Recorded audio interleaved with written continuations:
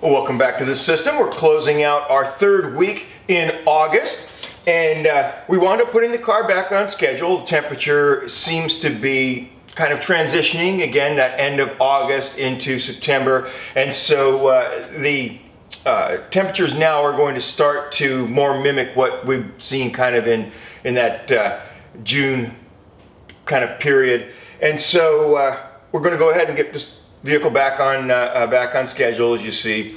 It's been an interesting week. We again, following that whole theme of thermal management, and so the best way to get into that is to get into that. So let's go ahead and go back over to the studio, and then we'll run some of the numbers and the highlights for the week.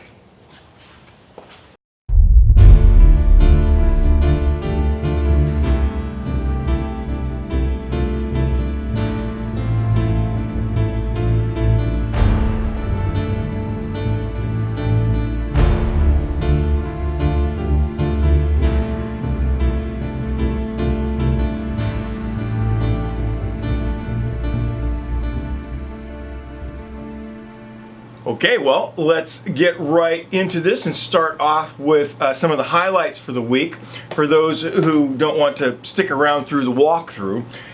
So as you recall, last week when we ended it, we took the vehicle off the schedule. There simply wasn't enough freeboard above and beyond what the AC used to be able to really to support driving on sunlight. So we did wind up putting the car back on schedule at the end of this week, and those that watch the entire week in review will get a better idea as to why that was. But the main takeaway for this week goes back to what we had said our theme was for this month, and that was thermal management. And the difficulty for this month has been keeping that balance between the solar production and the AC usage. The decreased output from the hot panels, and the days are starting to get shorter, and we've got the increased AC use. It's just all conspiring to make it very difficult to produce enough power given the current equipment constraints, you know. And this kind of thing really highlights the need to be allowed to install more panels than one is currently allowed to. And it's not that we want to raise our total output to make the things difficult for the utility companies. That's what they kind of want you to believe. You know, well, they're limiting you because, you know, they don't want the duck curve to get worse, or I don't know, whatever. But instead, it's just simply our desire to be able to produce, in our case, that rated 7.6 kilowatts that our inverter is capable of producing during sunlight hours. We'd just like to be able to produce that for longer periods during the day. And so, but for now it is what it is. And so this week shows pretty well how quickly the system can go from a situation where we're just struggling to make it, and then where things are fine and perfectly normal. And so with that, let's go ahead and get started in the week in review. So we start off here on the 15th where we left off. Sunny day, very warm, and again you can see that first contribution percentage at 0, and again that was why we ultimately took the car offline, was that we were just using so much power because of the air conditioning that there was no way to maintain driving and be able to gain any kind of traction on the system at all. So the day, obviously you can see our little temperature indicator icon there to show that we rose above 100 degrees. The actual temperature was somewhere around 108. And so home usage 57.5 kilowatt hours for that 24-hour day. And we see this reflected in the fact that we only managed to get 16% of a charge in the system at total solar day, even though we put nothing to the car. Ouch. Let's look at that for a second here. Production lowered down to 50.7 kilowatt hours. That was a combination of the shorter day as well as obviously the increased temperatures, reducing the output a little bit. And we have the notes. Just that, I was bummed that we had to remove the vehicle from our schedule, but I felt that keeping it on would make the numbers more difficult for everyone to digest. And you know, this way it just makes it easier to present what the totals were for the system. And on the 16th, another scorcher. As you can see here, we were still struggling with the heat. This time hitting only 15% at total solar day. And so then here I'll also put up a graphic to illustrate exactly why that is. And so what you see here is that 50.9 kilowatt hours of production, and then that whopping 61.8 kilowatt hours of usage. And this is a great way to kind of see that on an hour-by-hour basis to see exactly what the hell was going on. And you can see the high peaks there. That's all AC. And then where those peaks get even taller, that's from the fan coming on, the circulating fan. And we discussed that in the past too. You know, and here's where I'm going to make a rather serious point. The 16th was 110 degrees, maybe even a little bit more than that. Had we had a power outage on that day without solar and batteries, it's quite possible that the day would have been lethal for my mom. You know, we don't think about that, I guess, enough. We kind of get lost in the day-to-day of this, but that fact didn't really dawn on me until I was compiling this video, and then you know it really kind of drove that home.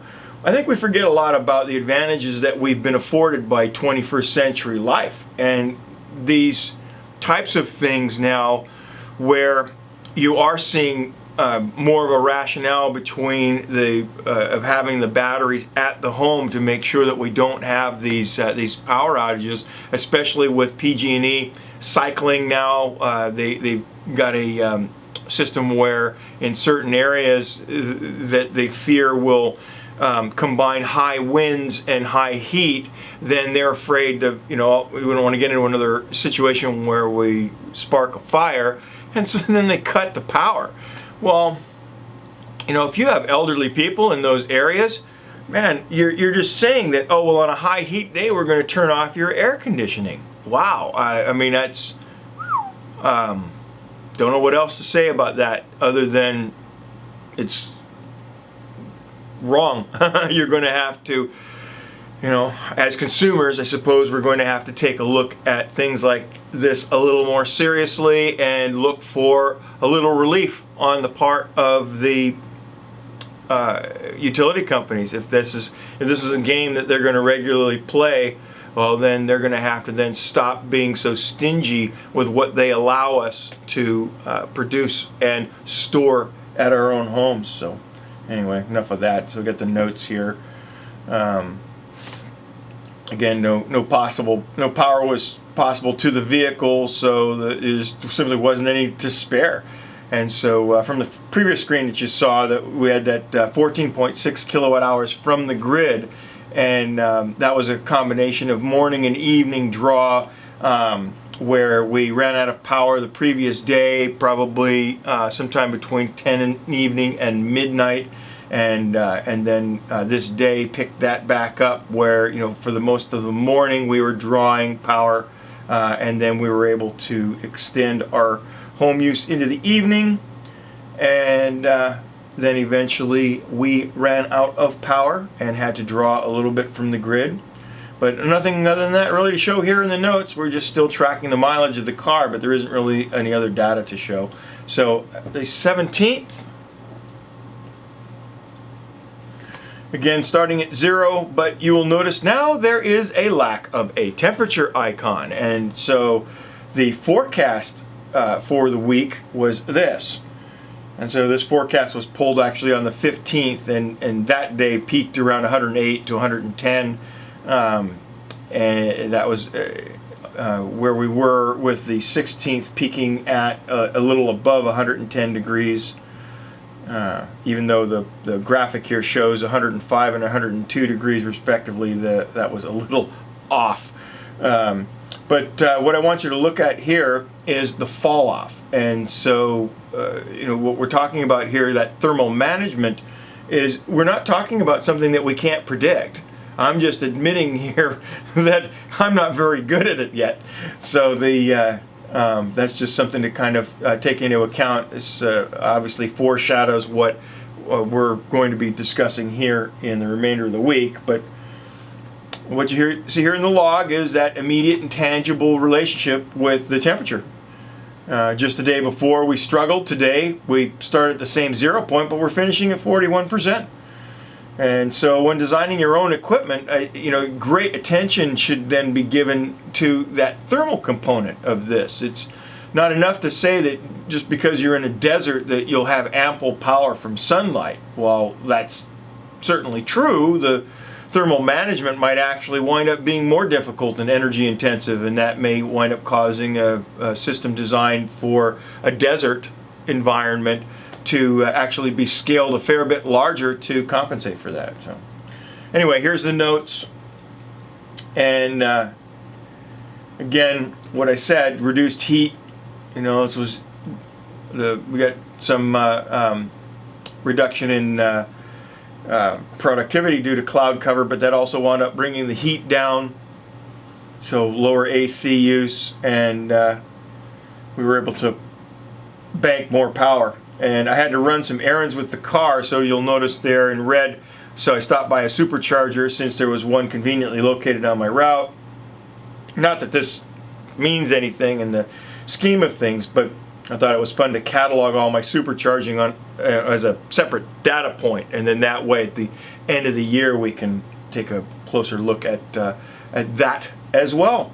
And the 18th, again back to a normal day of production, a little cloudy, 53.7 kilowatt hours of production, slightly reduced due to that cloud cover, kind of a haze more than cloud, but mostly sunny and cool day. And this is also evident in the starting percentage of 21%. Cooler evening breeze allowed us to cool the home without using AC, and to then start from a more neutral temperature in the morning, and ending the day at 71%. And so then, now as you'll recall, when we end the day that high, it usually allows us to begin around that 50% mark. And then once that happens, we're looking at either putting a charge to the car or some other way of bringing up the usage, or sending it out to the grid. And so the notes, again, not much to see here other than what I said, just keeping track of vehicle mileage. But on the 19th, just as we stated previously, starting the day with a 51% saw us being able to hit 100% just before total solar day. We only barely exported, but I thought it was cute to include that 1 kilowatt hour to the grid. Obviously we did export it, so I put the export icon up there. And the asterisks in the chart there represent the data that I got from the SolarEdge inverters instead of the Tesla app. Tesla had updated their app software, and due to something that I missed, I didn't realize that you could still scroll back to the to be able to see the previous day's data. In fact, you can actually scroll back for a week's worth of data, so that's really cool. And more on that in a separate video where I go over the new software update. But as you see here, let's pull up this graphic here. I missed the small arrows that can be tapped to see the week's previous daily data. You can actually keep tapping back for a week. And so, great job, Tesla. Sorry I kind of bent you over in that other video, but there we go. And the notes, due to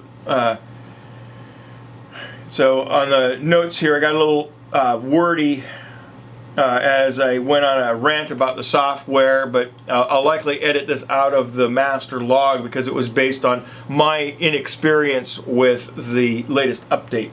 And so all that said, there is still a glitch in the new app software that caused the 2 Powerwall data not to be displayed. So that is a legitimate gripe, and I hope Tesla gets around to fixing that. But it was nowhere near as much of a problem as I initially thought. I was really upset that they had gotten rid of, I thought, the daily data, because I'd been planning these when I do my log entries. I usually allow the entire day to expire before I then go back and look at it to make sure that I've got all of my numbers, and if I have to pull up graphs with interesting bits on it, then I have the entire day to do that, rather than worrying that it's all going to disappear on me. So that was great that they allowed the previous week of graphs to be able to be pulled up. So good job there. And the 20th, another lovely day, cool temperatures, clear skies, a little hazy again, starting the day at 79%, and due to that cool evening temperature and a nice breeze, we easily reached 100% by late morning and wound up exporting a whopping 22.7 kilowatt hours to the grid. And so at this point I started looking at our forecast again, and I'll talk a little bit about that in a second here. Let's look at that day for a second, and then the notes. As stated here, I decided to put the car back on schedule just to kind of, and then just keep a careful watch over the state of charge and charging the car off of supercharging where needed. And so then the 21st, again starting the day at 77%, allowed us to reach 100% by noon or so. Gave us a total export to the grid for the day of 14.9. It's a little warmer today despite the cloud cover.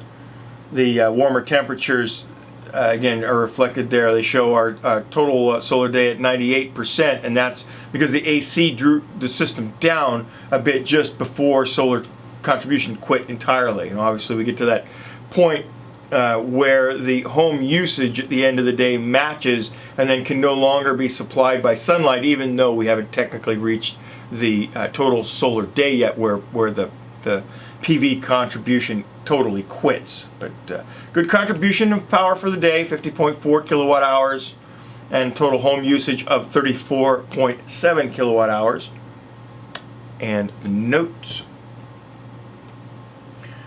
Today was a kind of a special day. We were able to meet with our lawmakers here in Sacramento as part of a day of lobbying on the part of solar providers and contributors. They had even some manufacturers set up there at the state capitol, so that was a neat thing to be involved in.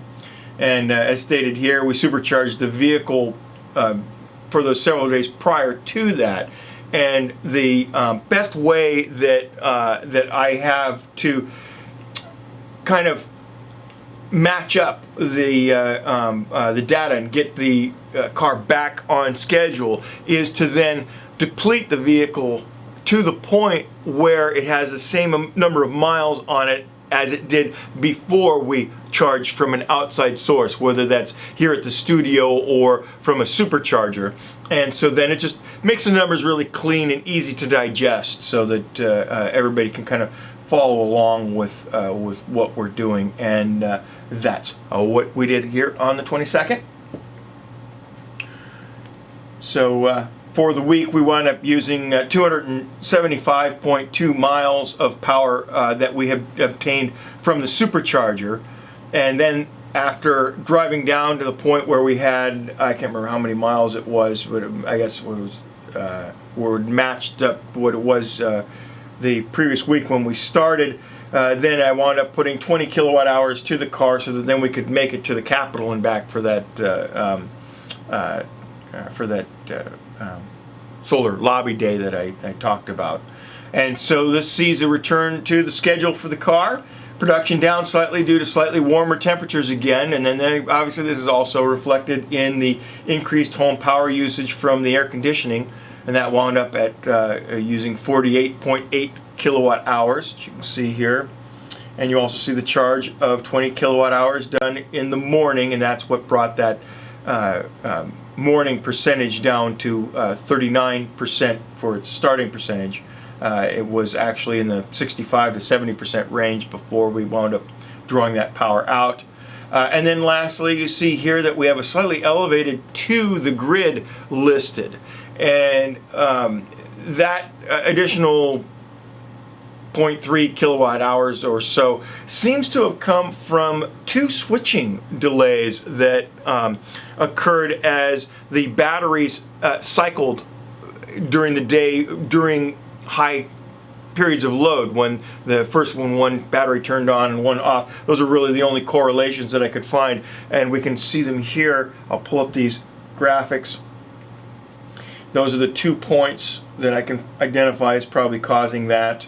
And so then here, when we show it overlaid with the battery discharge, you can kind of see the events there that probably caused those 2 little spikes as we were transitioning from high loads. Not really sure what those were, but there they are. I thought that was kind of an interesting thing for you guys to take a look at.